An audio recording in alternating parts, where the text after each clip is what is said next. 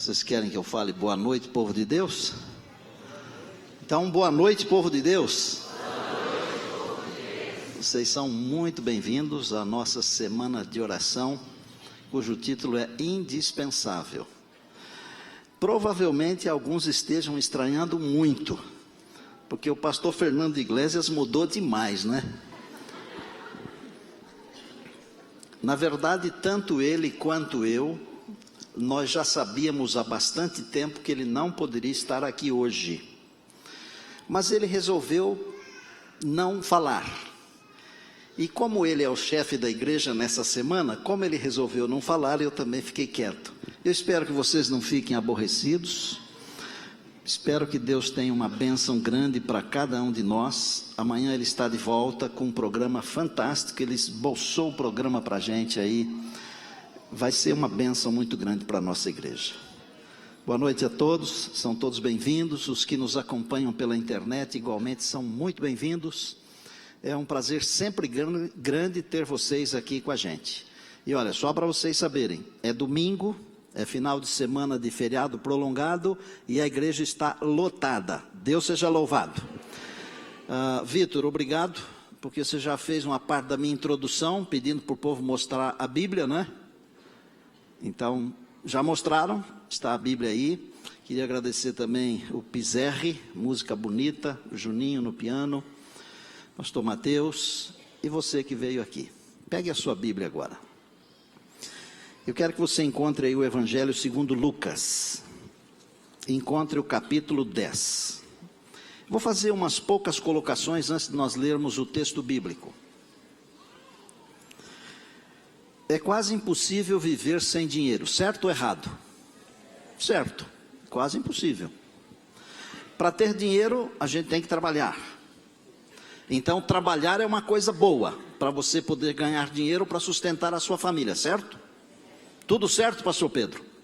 Tudo certo. Agora, a pergunta é, fazendo uma coisa boa como trabalhar, para poder ganhar dinheiro para sustentar a sua família, mas se você trabalha tanto que acaba perdendo a sua família, valeu a pena? O assunto de hoje é, você tem que escolher entre o bom e o melhor. Há muitas coisas boas, mas existem coisas melhores. E há pessoas maravilhosas que gastam a vida fazendo coisas boas, mas não fazendo as melhores coisas. Por isso que Jesus falou que no final muitos vão dizer assim, mas Senhor, eu fiz milagre no teu nome, milagres no teu nome. Eu fiz isso, eu fiz aquilo. E ele vai dizer, fiquem longe de mim porque eu não conheço vocês. Fazer milagre é uma coisa impressionante, gente. Eu já vi alguns milagres. Eu já vi milagres que demoraram assim um dia inteiro, uma noite inteira, mas aconteceram. E eu já vi milagres que aconteceram no momento em que terminou a oração.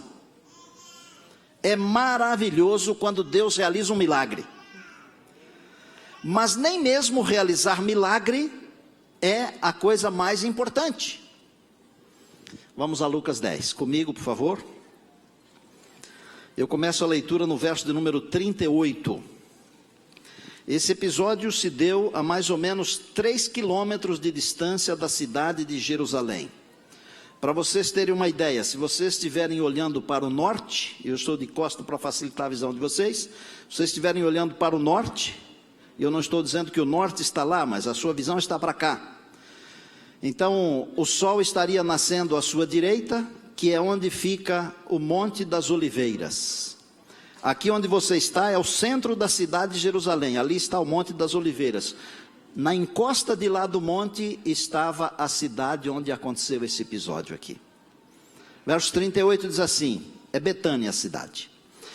Indo eles de caminho, entrou Jesus num povoado, e certa mulher chamada Marta hospedou-o na sua casa. Tinha ela uma irmã chamada Maria, e esta quedava-se assentada aos pés do Senhor, a ouvir-lhe os ensinamentos. Marta agitava-se de um lado para o outro, ocupada em muitos serviços. Então se aproximou de Jesus e disse: Senhor, não te importas de que minha irmã tenha deixado que eu fique a servir sozinha? Ordena-lhe, pois, que venha ajudar-me. Respondeu-lhe o Senhor: Marta, Marta, andas inquieta e te preocupas com muitas coisas. Entretanto, pouco é necessário, ou mesmo uma só coisa. Maria, pois, escolheu a melhor parte, e esta não lhe será tirada.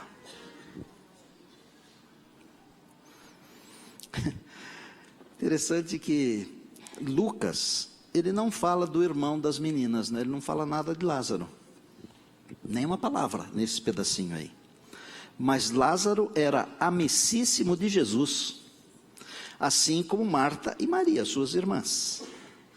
Tanto que quando Lázaro morreu, e Jesus recebeu a notícia que ele estava doente e que depois tinha morrido, ele falou para os discípulos assim: o nosso amigo Lázaro morreu. Porque Jesus havia dito: não, ele está dormindo, porque para Deus a morte é um sono, gente. Para nós a morte é uma tragédia.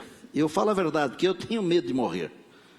Eu não sei se é medo ou se é porque eu não quero morrer, porque também não sei se dói. Eu não quero morrer. A morte é um negócio absurdo, para mim não entra na minha cabeça, mas não faz mal. Um dia Deus vai explicar, tá certo, Eliseu? Explicar tudo, e nós vamos entender tudo. Lázaro, nosso amigo, dormiu, morreu. Jesus falou bem assim. Quantos amigos você tem? Quantas amigas você tem? Dá para contar nos dedos das duas mãos? Quem que é verdadeiramente amigo? Quem é verdadeiramente amiga? O amigo de verdade não é aquele que você tem um pouco de confiança. Esse não é amigo, é conhecido. O amigo de verdade é aquele para quem você tem coragem de abrir todo o seu coração, sabendo que ele jamais vai prejudicar você. E hoje nós temos um drama de consciência, os seres humanos, porque nós não conseguimos confiar nas pessoas.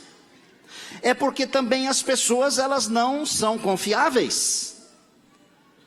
Às vezes um colega do ministério vem conversar comigo, pela minha idade, cabelo branco, a experiência, e às vezes ele tem coragem de contar certas coisas que ele não contaria para um oficial da igreja, um administrador da igreja, porque ele tem temor de que isso possa ser usado contra ele. Mas não é o pastor que é assim, você e eu somos assim. Nós não temos coragem de nos abrir. Nós até vamos ao médico e nós ficamos escondendo coisa do médico. Você está rindo porque é verdade, não é? É verdade mesmo. Bom, o que é que eu vou poder falar, hein, doutor Mauro? O que é que eu posso falar, o que é que eu não posso falar? Lázaro era amigo de Jesus, e se podia contar nos dedos de uma das mãos, Lázaro fazia parte dos 5. Lázaro, nosso amigo, morreu. Mas Lucas não menciona nada, porque a história não tem nada a ver com Lázaro aqui, gente. A história tem a ver com a decisão de 2 moças, entre fazer o que é bom e fazer o que é melhor. Eu fico pensando assim, eu gosto de cozinhar, vocês já sabem, e eu gosto de comer também, não é só de cozinhar. Dá para ver, né? Quando uma pessoa vai em casa, e de vez em quando alguém diz assim: eu queria comer aquela comida que você fez, eu vi uma foto e tal, eu tento fazer o melhor que eu posso, porque eu quero que a pessoa coma bem, feliz, saia gostando, falando bem. Eu não quero que falem mal da minha comida. Mas não é porque eu não quero que falem mal, eu quero que a pessoa se sinta bem, porque é um amigo, é uma pessoa querida, que eu recebo na minha casa. Você também recebe pessoas em sua casa e você quer tratar bem. Agora, às vezes nós ficamos preocupados com as flores. O sofá está rasgado. Marta era desse tipo, de se preocupar com o sofá rasgado, com as flores. Ela queria fazer o melhor, queria deixar tudo brilhando. Já viu esse tipo de gente que a casa tem que estar brilhando, que briga com os filhos, briga com o marido, às vezes é o marido que é assim, ele briga com a mulher. Eu já vi isso. Jesus só queria um lugar. A morte dele se aproximava e ele sabia disso. Ele havia atravessado o deserto de Samaria. Chegou a Betânia, ele queria um lugar tranquilo. Os melhores lugares que Jesus teve: o fundo de um barco, a sombra de uma oliveira, a encosta de uma montanha. Jesus não tinha um lar. A Bíblia diz que as raposas têm os seus covis, mas o Filho do Homem não tem onde reclinar a cabeça. Mas naquela hora ele precisava de amizade, de carinho. E Marta fez o melhor que podia. Eu penso que Marta deveria ser a banqueteira da grande Jerusalém. Aquele tipo de gente que cozinha, que o cheiro vai longe assim. E a pessoa sente o aroma de longe e fica envolvida com aquilo e doida para comer a comida. Marta era uma bela de uma cozinheira. Como era Maria? Maria era uma menina romântica. Gostava de ouvir histórias. E, gente, ontem o pastor Fernando falou que tem 3 tipos de pessoas. Vocês lembram? É frio, quente e morno, lembra? O fervendo, que ele falou que são os que são chamados de fanáticos, não existe. Esse na Bíblia, na teologia, não existe isso aí. Nós temos que entender que cada pessoa é de um jeito. Eu não posso exigir que você seja como eu sou, porque esse planeta aqui não aguenta 2 pessoas iguais. É por isso que nós somos diferentes. E eu respeito você com as suas diferenças. E eu agradeço porque você também me respeita. Nós temos que respeitar as pessoas. Marta e Maria eram completamente diferentes. A Marta toda certinha. Queria tudo em cima, tudo limpinho, tudo prontinho, na hora. Maria não. Maria gostava de um bom papo. Mas sabem quem é que lavou o pé de Jesus? Não foi a Marta, foi a Maria. A Maria lavou o pé de Jesus. E eu fico olhando assim, e quando estou em comunhão com Deus, orando a Deus, pedindo orientação da palavra, eu fico pensando em cada coisa impressionante. Por exemplo, eu penso que Maria tomou a bacia, a toalha, lavou os pés de Jesus, e imediatamente após ter terminado de lavar, ela deixou a bacia ali no meio da sala, jogou a toalha úmida em cima do carpete, e sentou-se bem pertinho de Jesus para ouvir as histórias de como ele havia expulsado os demônios, de como ele havia curado as pessoas, de como ele havia multiplicado os pães e os peixes e alimentado as multidões. Marta estava trabalhando. Se nós não aprendermos a conviver com as diferenças das pessoas, nós seremos como Marta. E quando Marta se aproximou, saiu da cozinha e veio para a sala e falou: Jesus, você nem liga que ela me deixe trabalhar sozinha? Marta não estava criticando apenas a irmã Maria, estava criticando também o Senhor Jesus. Não te importas? Gente, o nosso julgamento é menor do que isso aqui, ó. E às vezes nós culpamos Deus por uma coisa que Deus não fez. Às vezes nós lemos certos autores que nos enganam. E nós começamos a entender Deus de um jeito tudo errado, todo errado.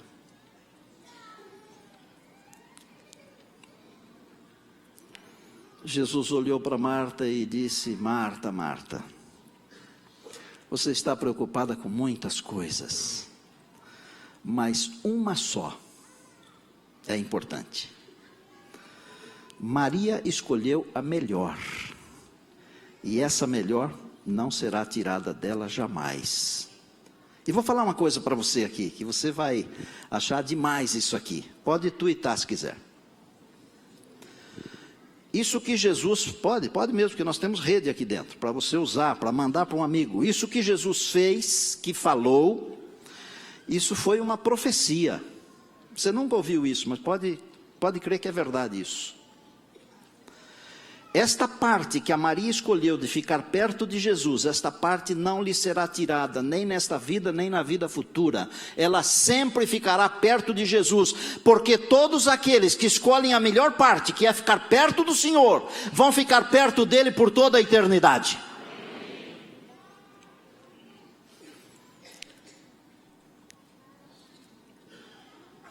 A roda viva da vida destrói a nossa vida espiritual. Enquanto nós corremos e fazemos coisas boas, tentamos resolver todos os problemas, nós deixamos passar a oportunidade de escolher a melhor parte, que é ficar perto do Senhor. Ô, gente, nós vamos para o restaurante e todo mundo fica com um aparelhinho assim, ó, uma família inteira, 4, 5 pessoas, cada um num aparelho. Não se conversa mais. Quando está em casa, tem que fazer 2 tipos de trabalhos para poder pagar as contas do cartão de crédito. Estou errado? Aí, o que é a primeira de todas as coisas a ir para o espaço? A primeira, o que é? É o estudo da palavra de Deus. É a primeira coisa que vai para o espaço. Não tem tempo. Outra coisa que vai para o espaço, não vai para o espaço. É a oração, fica aqui, né? Não vai para o espaço. Porque não ora. Comunhão com Deus. Só existe uma coisa que é importante nessa vida, e Jesus falou isso no Sermão da Montanha. Mateus 6,33, buscai, pois, em primeiro lugar, o reino de Deus e a sua justiça, que é o próprio Cristo, e todas as outras coisas vos serão acrescentadas. Primeiro lugar, Deus. O melhor lugar, aos pés de Jesus. A melhor coisa, a salvação em Cristo. Amados, há algumas coisas que nós precisamos rever na nossa vida. E eu tenho lutado comigo, porque eu sou de fazer muita coisa, e eu gosto de ter assim várias coisas ao mesmo tempo acontecendo. Dizem que eu sou exótico, porque o homem é de caixinhas, né? E eu vivo com muitas caixinhas abertas ao mesmo tempo, trabalhando em muitas frentes. E eu consigo fazer isso. Inclusive eu consigo assistir alguma coisa na TV, escutar o que está conversando, e ainda pensar uma outra coisa e escrever outra coisa. Mas eu estou repensando a minha vida. A minha vida de pastor, eu estou repensando. Será que é tudo isso? Eu descobri que eu preciso passar mais tempo com o Senhor do que com o trabalho do Senhor. Talvez você tenha feito essa descoberta. Passar mais tempo com o Senhor, conversar com o professor Zorzin ontem. Aqui nesse colégio é uma roda viva tão grande, que eu falei para ele assim, vamos sair uma hora para a gente comer alguma coisa junto, para conversar. É muito trabalho. Uma igreja desse tamanho aqui é muito trabalho. E às vezes pensa assim, mas o pastor não está aí, mas está sintonizado. Eu vi tudo o que aconteceu sábado passado aqui. Tudo, em detalhes. Porque o pastor não pode ficar longe e ficar também, abandonar a sua congregação. Mas o que eu estava fazendo? Eu estava fazendo um trabalho para você. Eu mencionei ontem aqui. Eu gravei 53 temas, curtinhos assim, de 6, 7, acho que o mais longo tem 8 minutos. Para você fazer o pôr do sol na sexta-feira na sua casa com a sua família. A igreja vai produzir tudo isso em DVD e nós vamos presentear você, um por família. Para você ter isso em casa, para você ter comunhão com Deus. Todos os 53 temas são sobre Cristo Jesus. No ano que vem eu pretendo gravar para 2017 53 temas sobre oração. E até a minha jubilação, todo ano eu quero produzir alguma coisa diferente para a minha igreja. Sabe por quê? Eu não quero apenas trabalhar. Eu quero pessoalmente e que minha congregação tenha comunhão com Deus. Minha pergunta antes de terminar é: tem você escolhido o melhor? 1 minuto para você fazer uma avaliação da sua vida e eu volto em 1 minuto. É 1 minuto de relógio. Estou contando aqui. A pergunta que você tem que responder para você mesmo é: estou escolhendo a melhor parte ou apenas as partes boas? Lembre-se que há diferença entre as partes boas e a melhor de todas.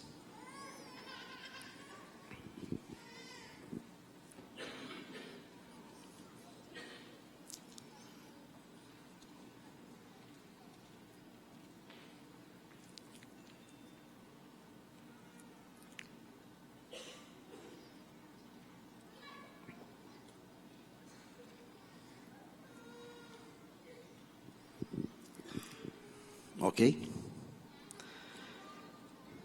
Guarde isso que você descobriu aí num cantinho do cérebro ou do coração, para você falar com Deus isso daqui a pouquinho. Por que que escolher a melhor parte é sabedoria? Porque quem escolhe a melhor parte, escolhe ficar com Deus. Todas as coisas dessa vida aqui vão passar.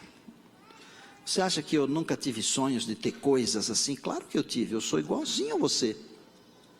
Eu me lembro de um tempo que eu queria ter uma caminhonete, cabine dupla. Uma Ford da Souza Ramos, alguém deve conhecer isso aí aqui. E eu nunca tive. E Toninho, eu descubro hoje que não fez falta nenhuma. Nenhuma. Mas a minha comunhão com Deus em todos esses anos, se eu não tivesse tido, teria feito falta. Quando eu passei por aflições, a minha comunhão com Deus foi uma sustentação para vencer as aflições. E pode crer, quem está falando isso aqui não é um menino de 15 anos, é um senhor de 60. E com 60 já deu para ver e viver muita coisa.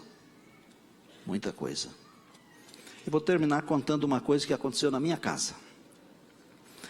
O meu pai era um homem de levantar de madrugada, nós morávamos na roça e ele ia para debaixo de uma amoreira bem grande, quase da altura aqui da igreja. Ele tinha o hábito de orar às 4 horas da manhã. Deus foi tão grandioso com ele, que um dia caiu um raio naquela árvore. Mas meu pai não estava lá embaixo orando. Mas mesmo que ele estivesse lá embaixo orando, ele não teria morrido. Sabe por quê? O raio atingiu metade da moreira, justamente a metade do outro lado do local onde meu pai ficava ajoelhado embaixo. O outro lado caiu, secou, acabou. E meu pai tinha um hábito de confiar muito em Deus assim, na sua simplicidade, né? E família grande, adolescentes e tal. E meu pai sempre fazia o pôr do sol da sexta-feira para o sábado com a porta entreaberta, a porta da sala. E jovem, adolescente, criança, fica meio envergonhado às vezes, né? Porque todo mundo que está passando lá fora fica vendo o que está acontecendo aqui dentro. E como nem todo mundo faz aquilo que a gente faz, às vezes a gente é tentado a pensar que a gente está fazendo uma coisa errada e que é feio. Não, pelo contrário, é muito bonito, é legal.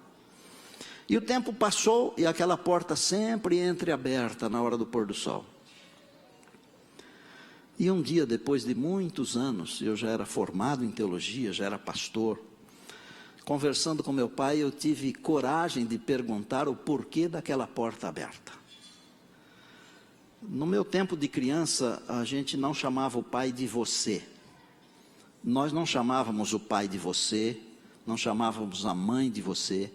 Se tivesse uma pessoa mais experiente, nós deveríamos chamar de senhor, senhora.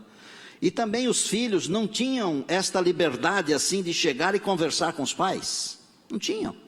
Veja que eu fui fazer uma pergunta para o meu pai, décadas depois, essa pergunta.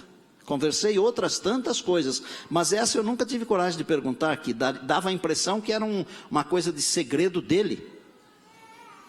Como é que eu vou entrar na intimidade, no segredo de um senhor? É complicado, né? Mas sabe o que meu pai me falou?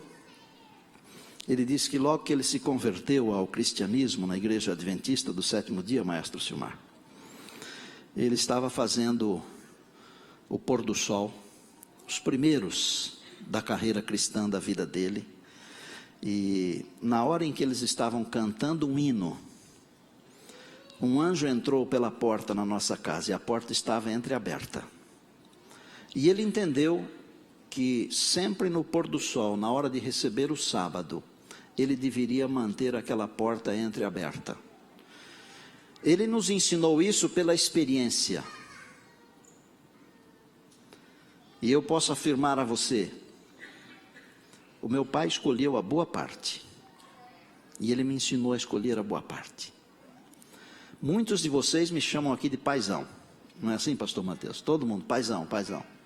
E como um paizão, eu quero pedir a vocês, filhos, que escolham a boa parte. Por bondade. Não deixa a roda viva da vida pegar você. Porque se ela pegar você, fatalmente você vai perder a melhor parte. E se você perder a melhor parte nesta vida aqui, que é estar aos pés do Senhor Jesus, você vai perder a outra melhor parte, que é a eternidade. Pizarro vai cantar uma outra música que fala sobre crença, eu creio. Vocês já perceberam que eu só tenho coragem de pregar as coisas que eu acredito. Coisas que eu não acredito, eu não tenho coragem de pregar.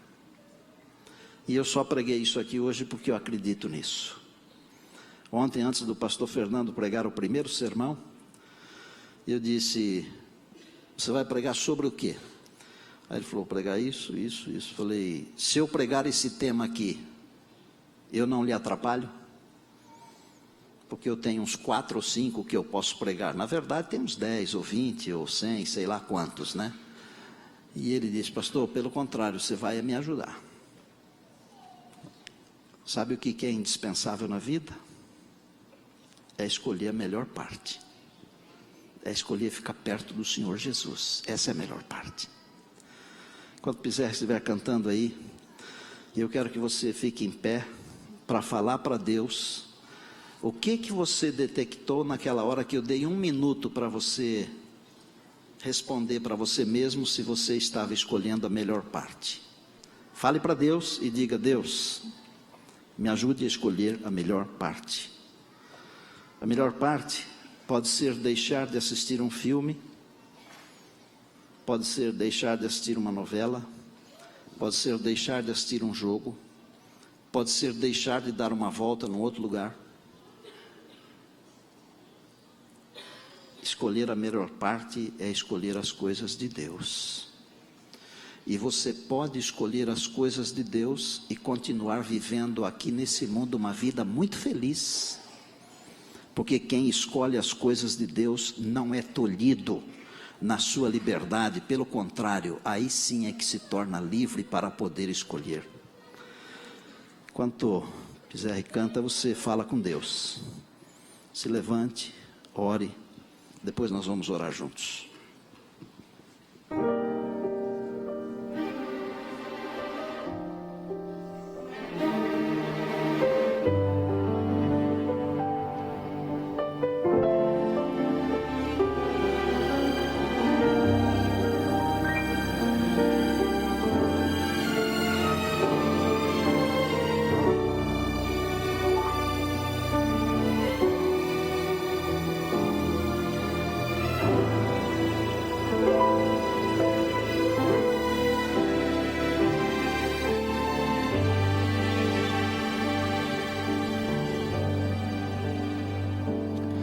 Crucificado com Jesus, já não sou mais eu quem vive, mas Cristo vive em mim.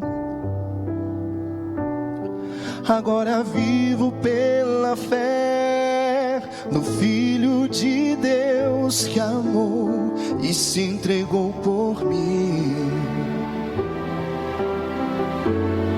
Por sua graça ofertou a salvação a todo aquele que nele crer. Com seu sangue lavou toda mancha no coração do pecador.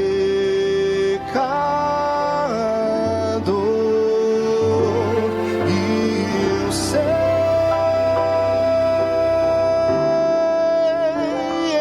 que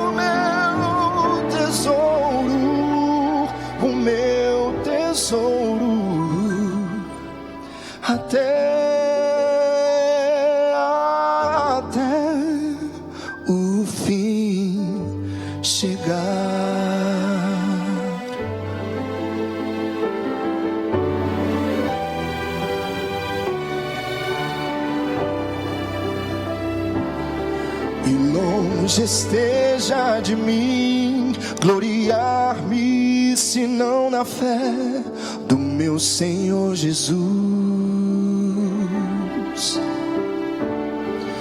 pela qual o mundo está crucificado para mim e eu para o mundo. Agora vivo mais feliz, encontrei a paz completa que só em Cristo eu posso ter. Nova criatura sou e as coisas velhas se passaram, tudo se transformou. E eu sei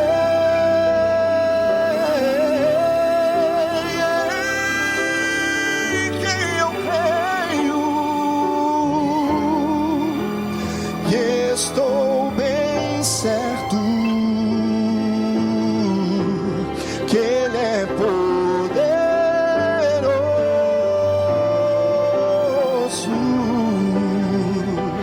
para guardar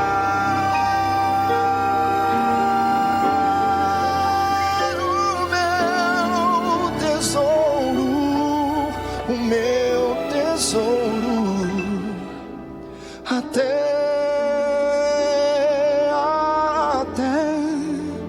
o fim chegar,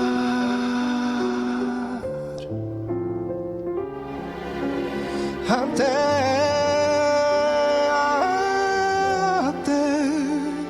o fim chegar.